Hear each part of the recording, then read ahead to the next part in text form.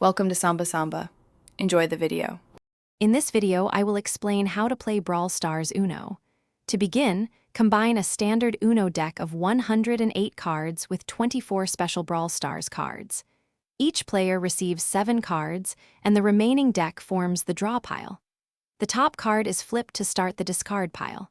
The objective is simple: be the first player to get rid of all your cards. Brawl Stars Uno introduces 3 exciting new card types. The Super card lets you target any opponent, forcing them to draw 3 additional cards.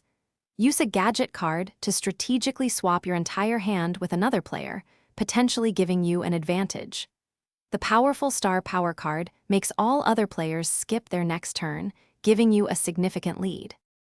On your turn, match the top card of the discard pile by either its color or its number or symbol. If you cannot play a card, you must draw one from the draw pile.